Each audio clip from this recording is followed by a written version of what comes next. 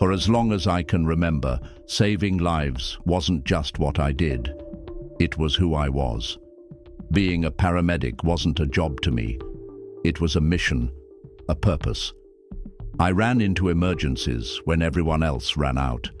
I held strangers' hands while they took their final breaths. I whispered hope into chaos, and sometimes, just sometimes, I got to watch someone live because I didn't give up. I spent over 2 decades in that world. Sirens, stretchers, blood, prayers. I moved fast, thought faster, and carried the weight of life and death in my hands every single day. I saw people when they were most human, terrified, broken, desperate. And I gave everything I had to pull them back from the edge. But death was always there, watching, waiting. It never got easier. You'd think after seeing so much of it, I'd grow numb, but I didn't.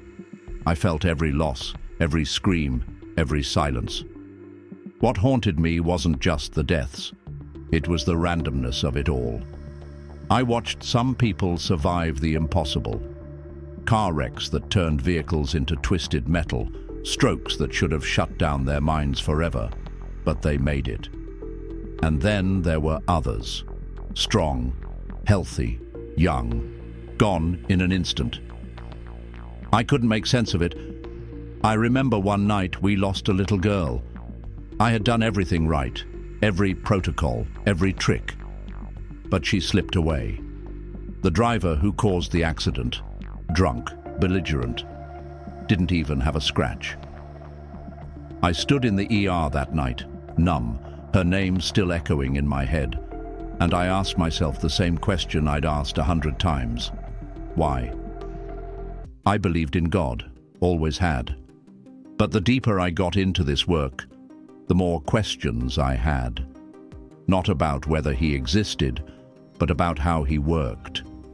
Did he choose who lived? Did he step in sometimes and not others? Or was it all just chance? I tried not to dwell on it. I told myself, you're not here to question, you're here to fight. So that's what I did. Every call, every shift, every life. But then the unthinkable happened. The rescuer became the one needing rescue.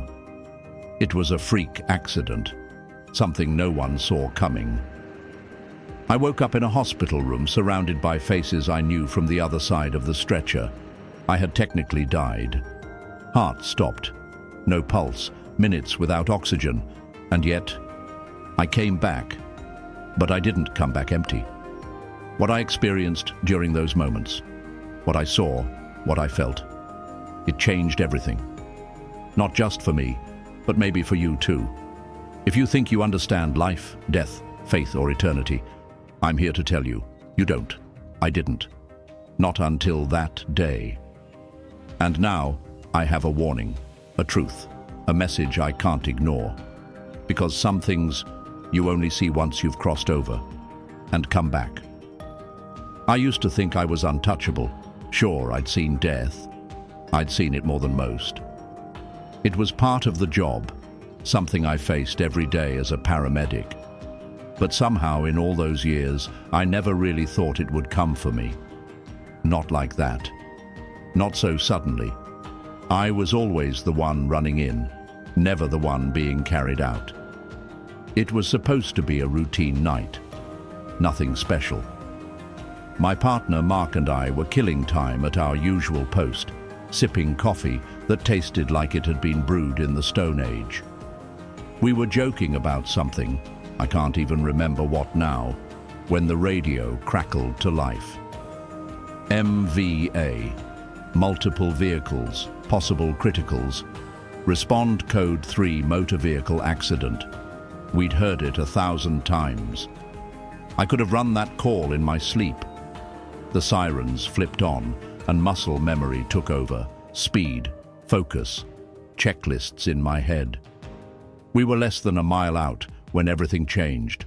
Out of nowhere, headlights, blinding, fast. Then, the impact. A thunderous, violent crunch. The sound of metal bending, breaking, screaming. The ambulance lifted, lifted and spun like a toy tossed by a child. My body jerked forward, my seatbelt cutting deep into my chest. Time slowed, then shattered. The pain hit like a wave, white hot, my chest crushed, my ribs snapped.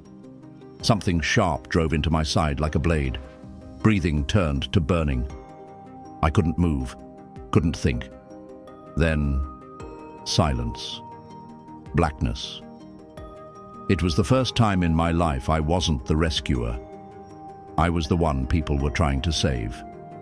And I had no idea that everything I thought I knew about life and death was about to be rewritten. At first, I thought I was unconscious. No pain, no noise, just a strange, complete stillness. Then I woke up. But it wasn't like waking up in a hospital bed or even at the scene. It was different.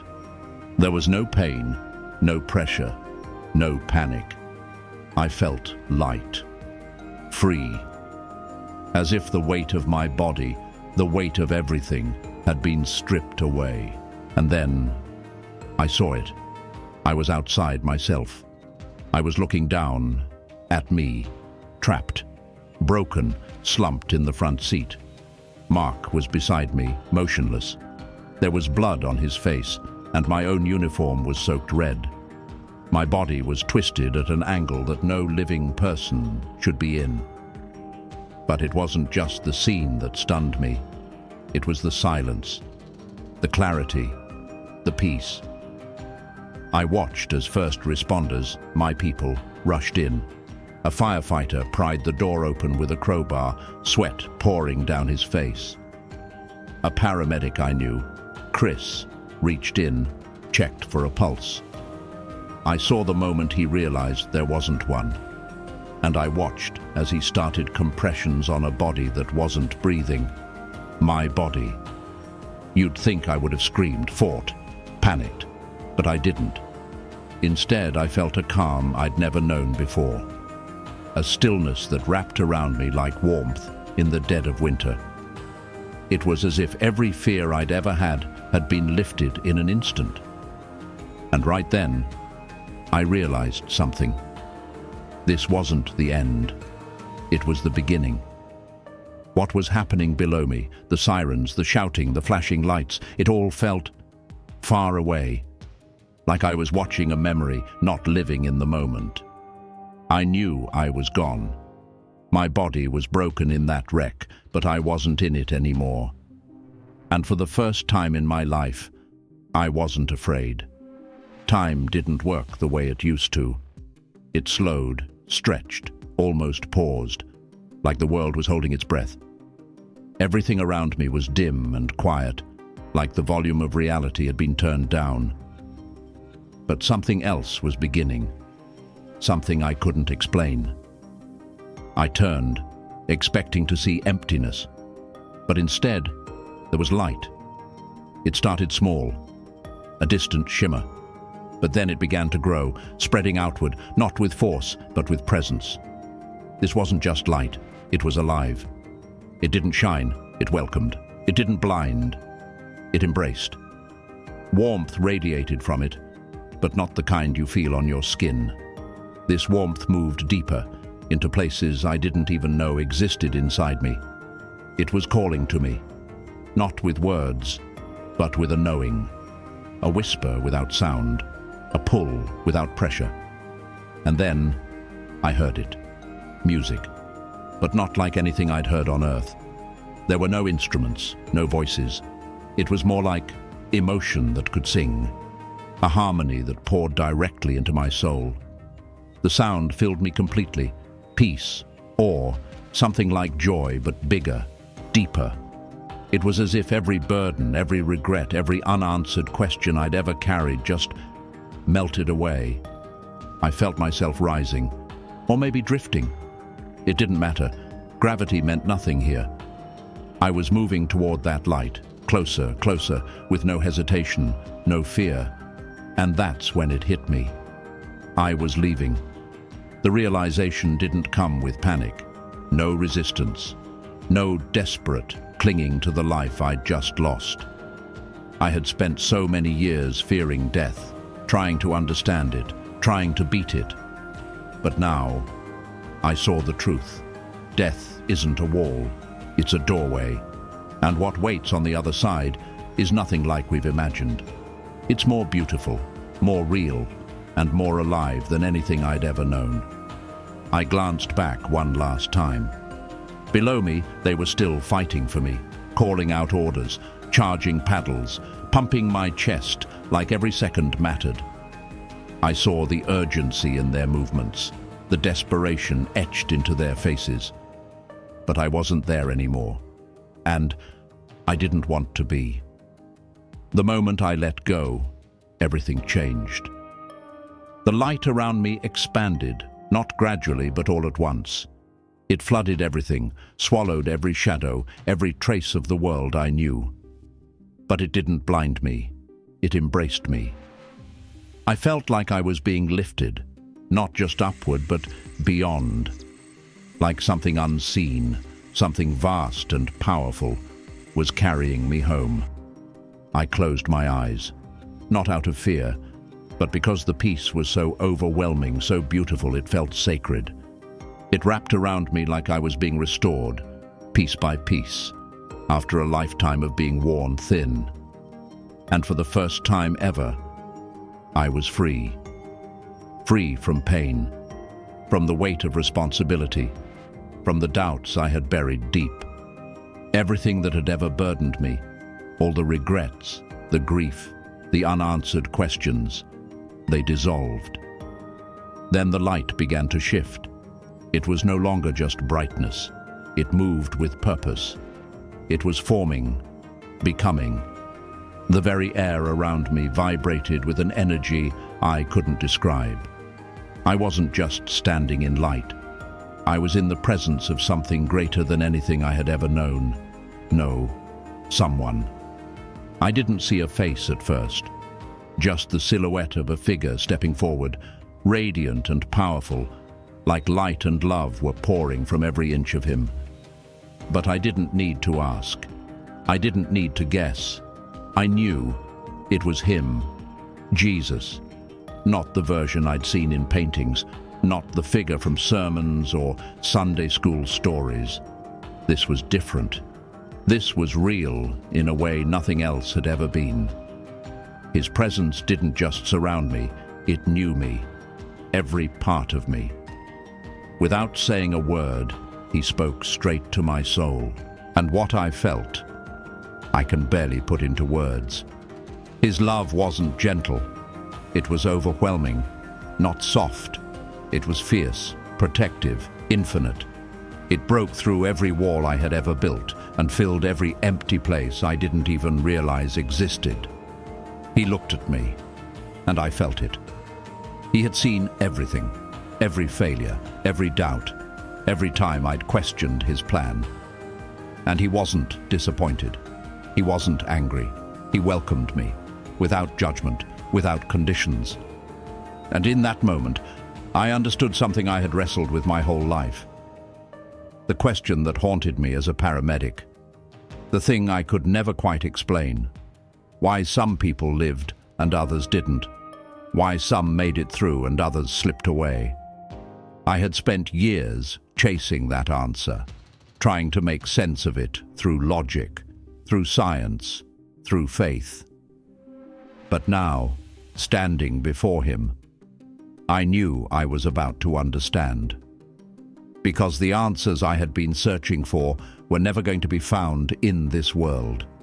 They were waiting here, in his eyes, and he was ready to show me.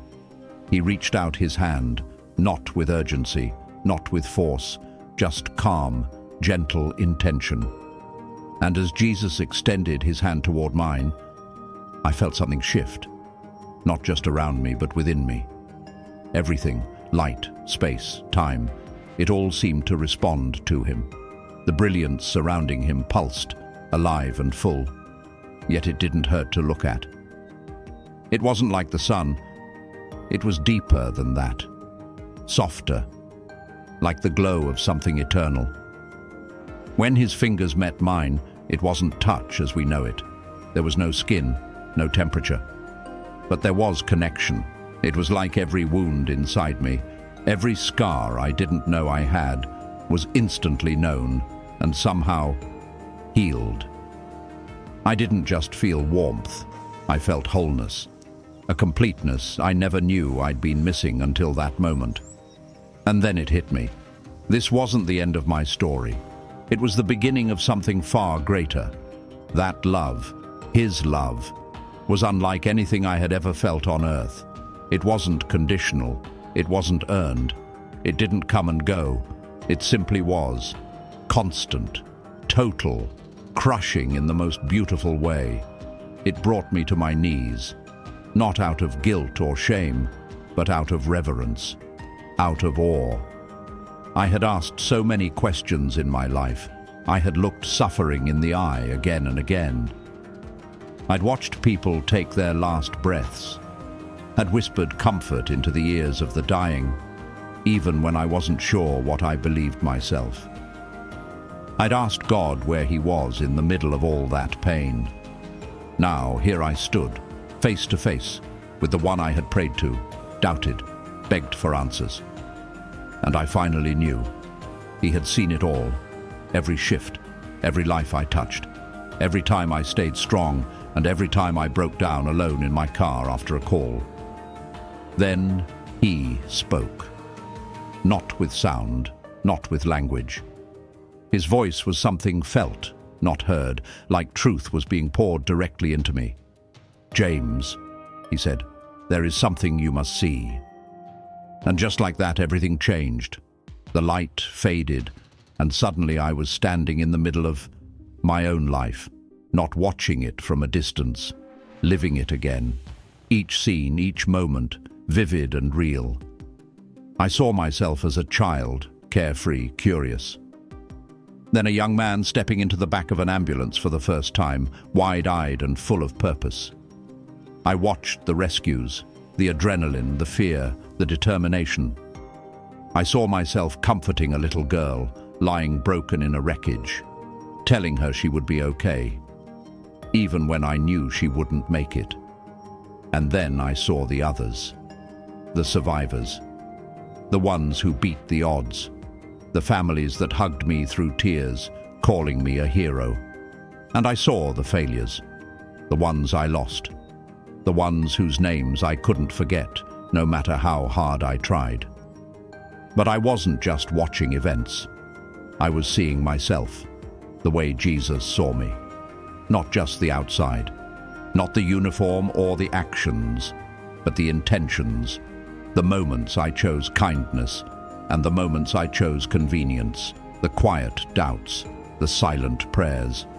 And then something even deeper. I had spent years saving lives, racing the clock, fighting to restart hearts and keep people breathing. But I had never once thought about what happened after, about their souls. Not once had I asked someone if they knew God. Not once had I asked if they were ready to meet him. I gave people second chances at life, but I never helped them prepare for eternity. The weight of that truth crushed me. How many had I saved from death, only to send them back into a world where they'd never find him? I fell again, not physically, because I had no body, but in spirit, overwhelmed, broken. And Jesus. He didn't condemn me, he didn't scold or shame. He just looked at me. And his eyes, those eyes, were full of sorrow, not just for me, for all of us, because we chase life and miss what matters most. And then everything shifted again. I was no longer watching scenes from my life. I was no longer the center of the vision. Now I was seeing the world, but not through my eyes, through his. At first it looked familiar. Cities, homes, people moving through their routines, crowded streets, office buildings, parks, coffee shops, life as I knew it. But then I began to see, not the surface, but the soul. I saw people surrounded by noise, yet drowning in silence. Eyes fixed on glowing screens, scrolling for meaning, swiping through moments that would never last. Men and women chasing influence, status, the next dollar, the next thrill. Families sitting together, yet miles apart, each lost in their own digital world, while the clock quietly ticked forward.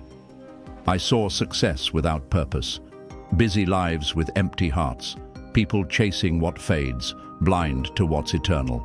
And worst of all, they had no idea. They believed they had time. Time to figure it all out.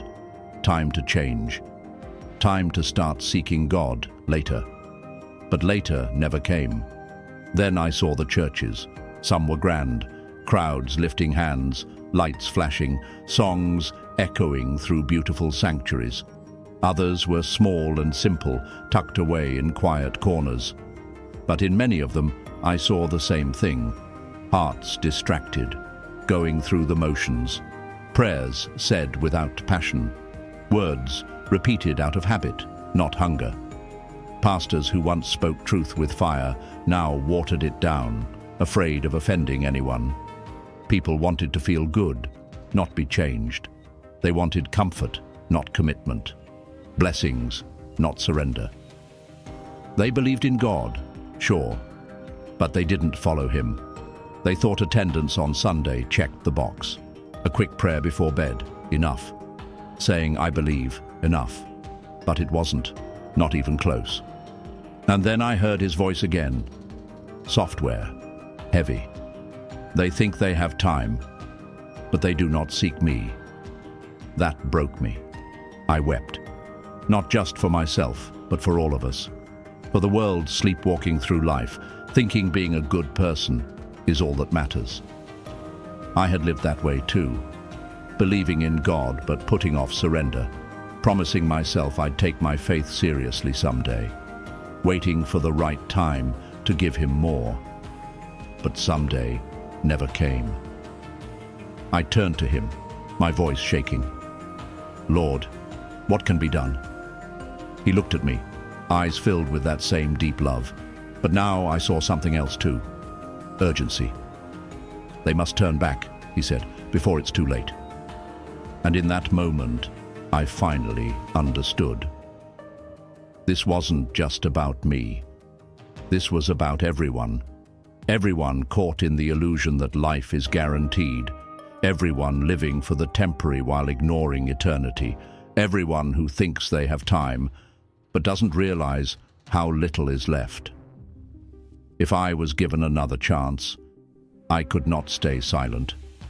And then the vision shifted again. The warmth, the light, the beauty of heaven faded. The peace was replaced by something else, something heavier. I found myself in a place that wasn't hell, but it also wasn't heaven. It was quiet, but not calm. Still, but not peaceful. I felt weight, regret, longing. It was a place of waiting, of realization, of too late. And then I heard them. Voices. No, not just voices. Cries. Crying out for help, for hope, for mercy. But no one answered. I turned to Jesus, my heart pounding. He didn't speak. He didn't need to, because I could feel it. His sorrow.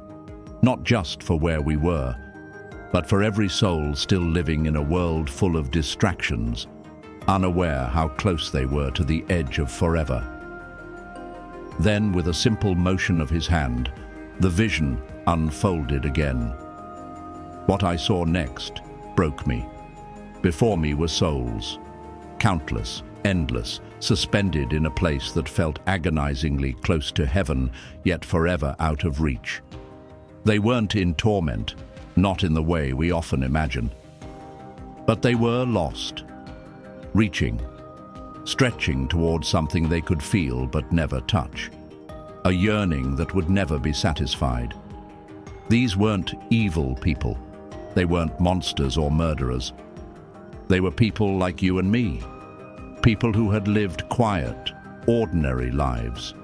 People who had meant well. Some had heard of Jesus but always said, I'll get serious about God later. Others had gone to church, bowed their heads, even said the right words. But they had never surrendered their hearts. They believed in a religion, but they never truly knew him. Their cries echoed, not screams, but aching regrets. I thought I had more time. I was going to change. Why didn't someone tell me it was this real? The pain in their voices pierced me. It wasn't just sadness, it was realization. Final, irreversible realization. Jesus stood beside me, silent at first. Then I heard him speak. They knew of me, but they did not seek me. His voice held no anger, just sorrow and truth.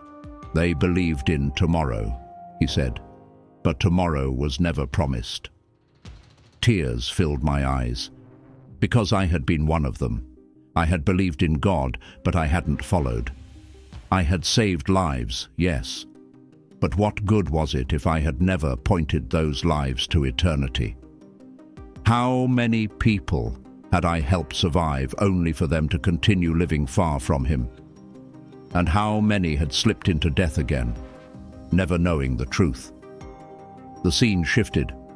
I now stood inside a church. At first glance, it looked vibrant. Crowds filled the pews. Voices sang. Hands were lifted. But as I looked closer, my heart sank. People were there, but their hearts weren't. Some were staring at their phones. Others looked distracted, preoccupied, thinking about dinner plans, business meetings, relationships. Their mouths spoke words of worship, but their minds were miles away. And then I saw the pastors. Some preached with boldness and fire, unafraid to speak truth, unafraid to call people to turn back to God. But many did not. I saw sermons that felt more like motivational speeches, soft words that comforted but never challenged, messages that inspired but never transformed. They avoided talking about sin, avoided urgency, avoided anything that might offend. They have traded truth for comfort, Jesus said, his voice heavy. They no longer speak of repentance. They fear losing followers, but they have already lost what matters most. I felt a chill run through me. I had gone to church. I had worn the label Christian, but had I ever truly followed him? Or had I just assumed I was safe because I knew his name? Then I saw another vision. This time it was people who had lived good lives, kind, generous, thoughtful. They had helped the needy, loved their families, served their communities. But they had never received Jesus. Now they stood before a vast, uncrossable divide. Heaven was on the other side, but they could not reach it. "Lord," one of them cried, "I was a good person. I helped others. I never hurt anyone." And from across the divide came the reply, not harsh, not cruel, but full of sorrow. "You did many good things, but you never knew me." A sob rose in my chest. All those people had thought their goodness would be enough, but Jesus hadn't come to make good people better. He came to save the lost, and they had never let him. No one had told them the truth, or maybe no one had told them in time. Jesus turned to me. His eyes were filled with sorrow, but also with urgency, because there was still time for someone. "Do you see now?" he asked me. "Do you understand why I brought you here?" I couldn't speak at first. My soul trembled with the weight of everything I'd witnessed. I nodded slowly, my voice barely a whisper. "Lord, what can I do?" His gaze met mine, steady, fierce, and filled with love that wrapped around me like fire and light all at once. "You must go back," he said, and everything in me froze. Go back? To the world I had left behind? To pain? To confusion? To noise? I didn't want to leave. I couldn't leave. Not after this. Not after knowing what it felt like to be whole, to be home. But Jesus didn't look away. His eyes were full of truth. "They need to hear this," he said. "They need to know that time is running out. There is still hope, but they must choose now, not tomorrow. Now, and you. You must tell them." I turned my gaze back to the scenes I had witnessed. Souls crying out, too late. Churches full of distractions. Voices silenced by fear. Truth left unspoken. And I understood. This message wasn't mine to keep. It was mine to carry. So I looked at Jesus, my heart cracking under the weight of surrender. "I'll go," I said. A quiet smile lit up his face. It wasn't just joy. It was relief, like a burden had lifted, like he had been waiting for that one word. He extended his hand again, and the moment I touched it, everything around me dissolved into radiant stillness. The peace of heaven wrapped around me one last time. The presence of Jesus overwhelmed me with a love so deep, so powerful, it felt like I would dissolve into it. No pain, no fear, just love, pure and eternal. I turned to him again, my voice trembling. "Please, let me stay." His eyes filled with sorrow and love. "Your time has not yet come," he said. "There is still something I need you to do." And in that instant, I felt it. A calling, not a burden, a purpose, something that had waited my whole life to be awakened. "You must return, James. You must tell them what you've seen." My heart clenched. I looked down at the world. The noise, the busyness, the endless distractions. I saw people running after success, chasing thrills, putting off faith for later. And then I saw the moment death came without warning. The moment realization struck, but too late. "They believe they have time," Jesus said, "but time is never promised." Tears stung my eyes. "What if I fail?" I whispered. "You won't be alone," he said, placing his hand gently on my shoulder. "I will be with you, always." His voice held no doubt, only promise. Strength flowed through me, not mine but his. "You are not here to convince them," he said. "You are here to speak. There are hearts that will hear. You must reach them before it's too late." And then he showed me the world once more. People laughing, rushing, scrolling, arguing, achieving, living like the end would never come. But it would, and they didn't know how close they were. I turned back to Jesus. The love in his eyes broke me again. I took one last look at heaven, its perfection, its peace, the beauty that no words can capture. I didn't want to leave, but I had to. He reached out and touched my forehead, and as his voice echoed through every corner of my soul, I knew this moment would never leave me. "Go," he said, "and tell them what you've seen." Everything around me began to fade. The music, the warmth, the light of heaven. It all dissolved into a deep, disorienting darkness. I felt myself falling, pulled away from the beauty of eternity, back toward the broken world I thought I'd left behind forever. And then, suddenly, I gasped. A violent, raw breath exploded from my chest. Pain surged through every nerve like lightning.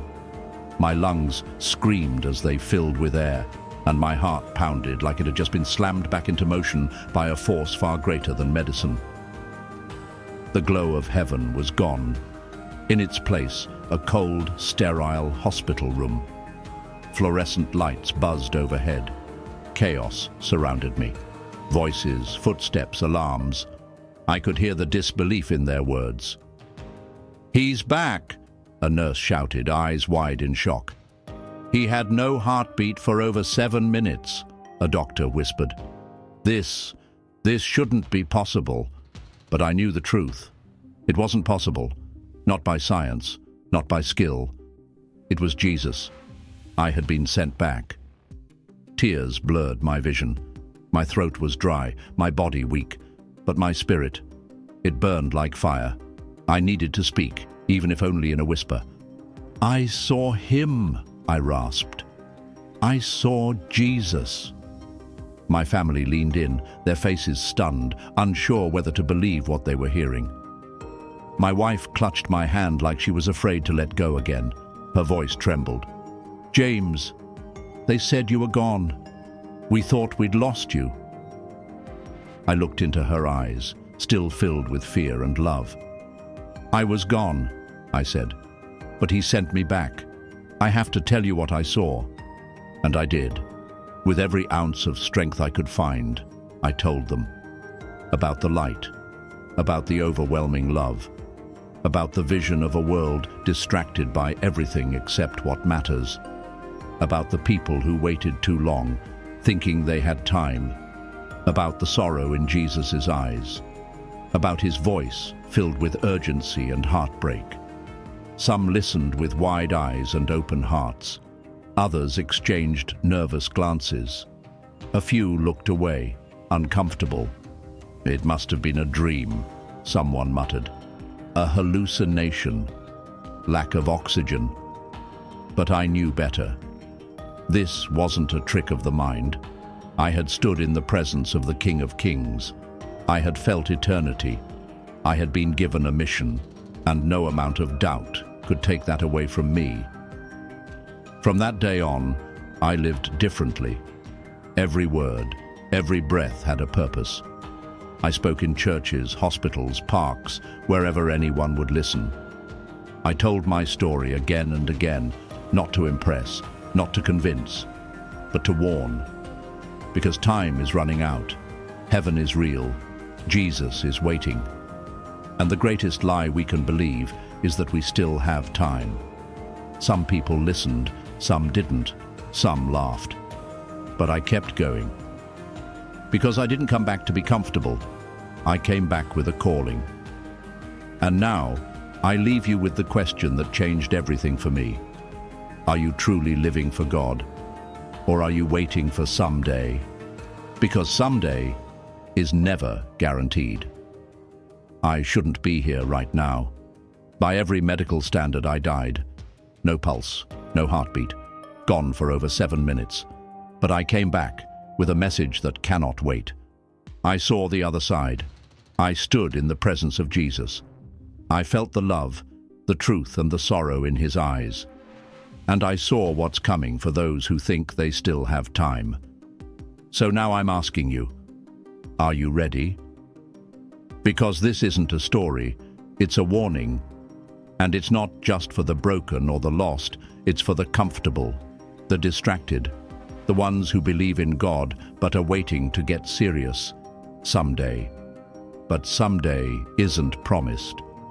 All we have is now. If this message stirred something in you, don't ignore it. This could be your wake-up call. Drop a comment below, share your story, ask your questions. Let this be the moment everything changes. Click the like button if this spoke to you. Share it with someone you love, someone who needs to hear this. And hit that subscribe button if you want more truth, more hope, and more reminders that you are not alone in this fight. I don't share this for fame. I share it because I was sent back to tell you. Heaven is real. Eternity is closer than you think. And Jesus is calling. Don't wait. Don't miss it. Because your soul is the only thing you can't afford to gamble with. May this message bless you. And may God lead you home.